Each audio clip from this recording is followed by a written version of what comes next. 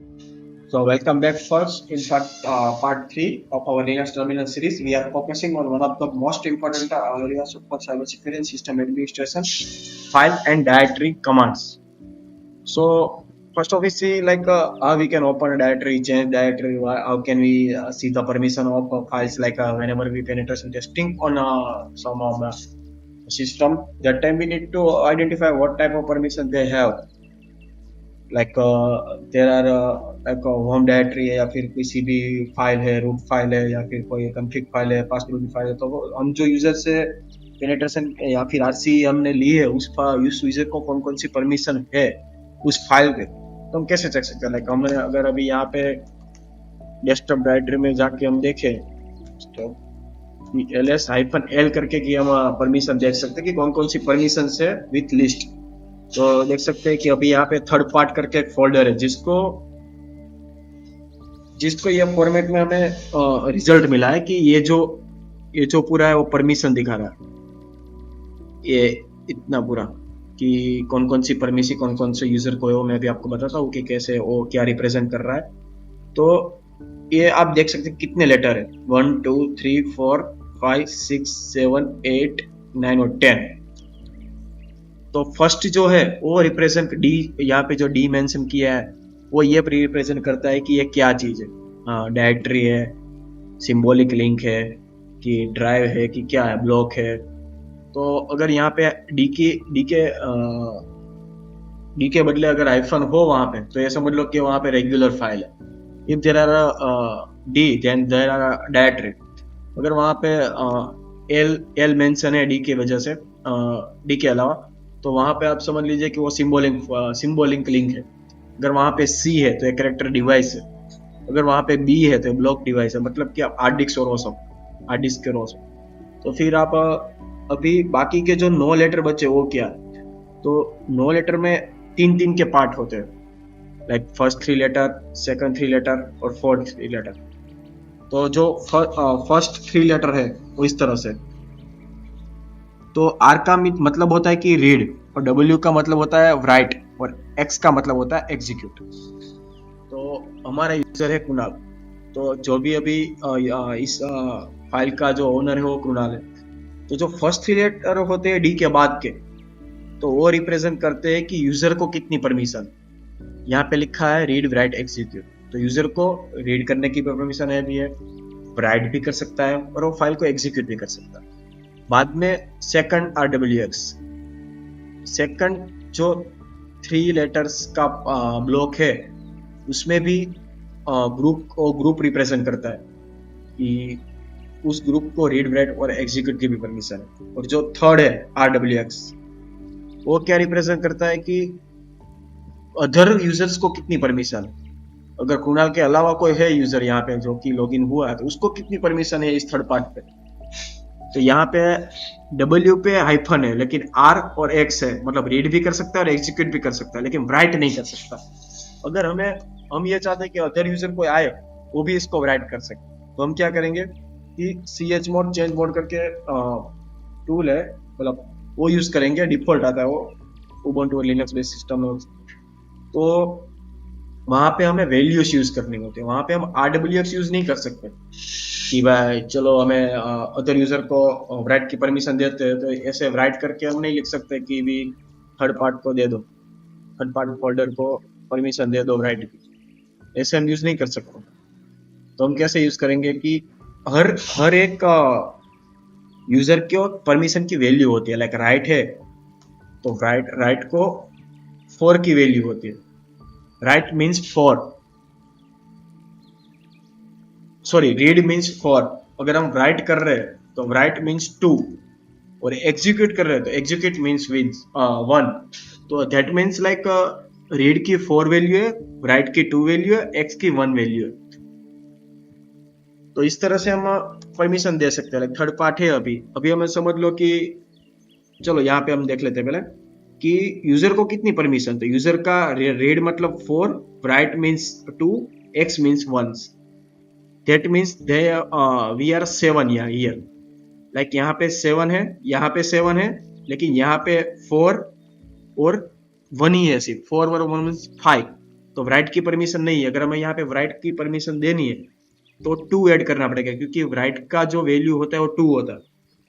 तो यहाँ पे टोटल मीन्स हमें 7 ऐड करना पड़ेगा, तभी इसको परमिशन मिलेगी write की। तो देख लेते हैं एक बार, सी एच मोड 77। नहीं, हमें मतलब अभी हमारे यूजर को एग्जीक्यूट की परमिशन नहीं देनी है। जो ओनर है इस फाइल जिसने बनाई है या फिर जिसको इसकी ओनरशिप मिली है, उसको हम एग्जीक्यूट नहीं करना देना चाहते। तो क्या करेंगे कि हम यहाँ पे अगर एग्जीक्यूट नहीं करना है तो उसको एग्जीक्यूट की वैल्यू 1 है, तो अगर इसमें से 1 माइनस कर दे तो 6 हो गया। अदर यूजर को हम एज इट इज परमिशन रहने देना चाहते हैं। बाद में हम चाहते हैं कि other user can do everything like read write execute. So हम रीड की 4 आ गई, 4+2 आ गई राइट की, और 1 आ गई एग्जीक्यूट की, टोटल हो गया 7। बाद में हम करेंगे थर्ड पार्ट, इस फोल्डर को हमने परमिशन दे दी। अभी हम वापस चेक करेंगे कि कौन कौन सी परमिशन आई है। तो देखो, हमने जिस मुताबिक ट्राई किया था कि हमें अपने ओनर यूजर को हम एग्जीक्यूट की परमिशन नहीं देना चाहते, तो ये एग्जीक्यूट नहीं कर सकता उसको, थर्ड पार्ट को। अभी फोल्डर है, मतलब उसकी कोई दिक्कत नहीं है। ग्रुप को भी पूरी पर फुल परमिशन आ गई, और अदर यूजर की यहाँ पे नहीं थी। जब भी हमने मतलब फुल परमिशन दी थर्ड पार्ट को, मतलब अदर यूजर को, जो फर्स्ट 6 रिप्रेजेंट कर रहा है ओनर को रिप्रेजेंट कर रहा है, जो सेकंड वन है वो अदर ग्रुप को रिप्रेजेंट कर रहा है, और थर्ड वन है और अदर यूजर को रिप्रेजेंट कर रहा है। इस तरह से हम परमिशन वर्क करती है। और लाइक अभी यहाँ पे हम कोई फाइल बना के देखेंगे कि फाइल्स कैसे बनती है। तो देखिए, अभी टच करके कमांड पे, या फिर टूल समझ लो आप, टूल है कि टच करके टूल है, जिसकी मदद से हम कोई भी फाइल बना सकते हैं, लाइक new.txt, new.txt। तो हम देख सकते हैं यहाँ हमारी फाइल होगी। बाद में हम एडिटर का भी यूज कर सकते हैं, लाइक इसमें कुछ राइट करना है तो हम नैनो वी करके एडिटर है VIM। सो हम VI करके new.txt लिखेंगे। बाद में यहाँ पे देखेंगे कि कुछ राइट करते हैं, लाइक इसके लिए हमें इंसर्ट की प्लेस करेंगे, इंसर्ट या फिर आई की। तभी यहाँ पे आ जाएगा कि इंसर्ट, तब से हम राइट करना स्टार्ट कर सकते हैं। लाइक अभी मैंने लिख दिया कि हाँ, देन हमें एस्केप की प्रेस करनी होगी, कॉलन, फिर WQ, राइट एंड क्यू, ताकि हम इसको सेव कर सके और इस यहाँ से एग्जिट हो सके। हो गया। अभी हम दूसरा है कि हमें बाहर ही रीड करना है कि new.txt में क्या लिखा है, हमें वो रीड करना है। हमें वो मतलब VI का नोटपैड, या फिर VI मतलब हमारा जो विंडोज में नोटपैड आता है वैसे ही वहाँ पे VI और नैनो है। हमें इसको, इस सॉफ्टवेयर को रन करके हमें नहीं देखना है कि इसके अंदर क्या है। तो हम क्या करेंगे, कैट टूल करके new.txt करेंगे, उससे हमें पता चल जाएगा कि new.txt में क्या है, हावर। देन हम और कमांड से, लाइक अभी हमें VI new.txt में और लाइन ऐड कर देते हैं कि यू सेकंड लाइन पे आ गया, फिर आ गया I am fine, then what are you doing. तो यहाँ पे अभी 4 लाइन्स हो गई। तो हमें करना है कि हमें फर्स्ट की 2 लाइन्स ही देखनी है। तो हम क्या करेंगे, head two, sorry N two, बाद में हमारा नाम new.txt फाइल्स का नाम। तो हम जैसे ये क्लिक करेंगे, हमें फ्रंट हेड की 2 लाइन्स दिखाएंगे, यानी कि हम जब लॉग चेक कर रहे हो तब हमें यूजफुल होता है। करेंसी के ड्यूरिंग में जब लॉग चेक कर रहे हो वहां पे काफी लॉग होते हैं। तो हम क्या करते हैं कि लॉग का अगर हमें देखना है कि ऊपर के सिर्फ स्टार्टिंग के लॉग्स ही देखने हैं, उनको एंडिंग के लॉग या फिर मतलब रिसेंट लॉग्स नहीं देखने। तो हम क्या करेंगे, हेड की लाइन पकड़ेंगे कि जो कि ऊपर से स्टार्ट हो रही है, हमें 50 लाइन्स, 20 लाइन्स, इस तरह से। अगर हम नीचे से एंड से स्टार्ट करना है तो हम एंड से, लाइक मैं एक लाइन देखना चाहता हूँ कि कौन सी है एंड की। तो what are you doing same हमने लिखी थी। देखो, फर्स्ट से 2 लाइन पकड़ो, how are you and you, यहाँ पे प्रिंट हो गया। Fine and what are you doing, हमने लास्ट जो टेल से स्टार्ट किया, व्हाट आर यू डूइंग। तो इस तरह से हम लास्ट की लाइन देख सकते। फिर हमें ये समझ लो कि मेरे ये डेस्कटॉप में मैंने new.txt यहाँ पे डेस्कटॉप है, मुझे वहां पे नहीं रखनी, मुझे थर्ड पार्ट में उसको मूव करना है। तो हम कौन सा कमांड यूज करेंगे, mv मूव। हम करेंगे कि कौन सी फाइल को हमें मूव करनी है, तो new.txt फाइल कहाँ पे मूव करनी है। तो हम करेंगे थर्ड पार्ट में मूव करना चाहते हैं। ओके, हमारे पास परमिशन नहीं है अभी इसको मूव करने की। तो हम देख लेते हैं कि हमको कौन सी परमिशन मिली है। ओके, हम न्यू डॉट टीएक्सटी के लिए हमें एग्जीक्यूट की भी परमिशन चाहिए। तो हम सी एच मोड करके एक बार 777 करके हम सिर्फ अपने ओन यूजर को दे दे, बाद में उन सबको 0 0 दे दे भी चलेगा। न्यू डॉट टीएक्सटी अभी हम ये रन कर सकते हैं। We can not run this, can not state third party. Okay, पहले हम देख लेते हैं कि हमारे फीडबैक। ओके, हाँ, वहाँ थर्ड पार्ट को भी हमें उसको भी परमिशन देनी पड़ेगी क्योंकि वहाँ से हमने टेस्टिंग के लिए हमें वहाँ से परमिशन निकाल दी थी। और नाउ इट्स वर्क। तो यहाँ से न्यू डॉट टीएक्सटी को हमने थर्ड पार्ट में मूव कर दिया हमने। तो अभी देखते हैं कि थर्ड पार्ट में वो है कि नहीं है।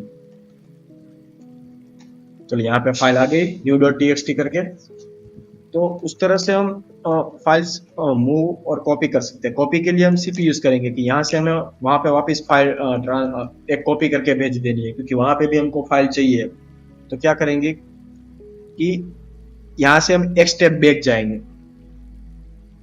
इसके लिए हमें डॉट डॉट बाद में स्लैश, ताकि हम एक डायरेक्टरी बैक जा रहे हैं मतलब, और वहां से यहाँ पे हम एंटर करेंगे तो ये आ गई होगी बैक डायरेक्टरी में।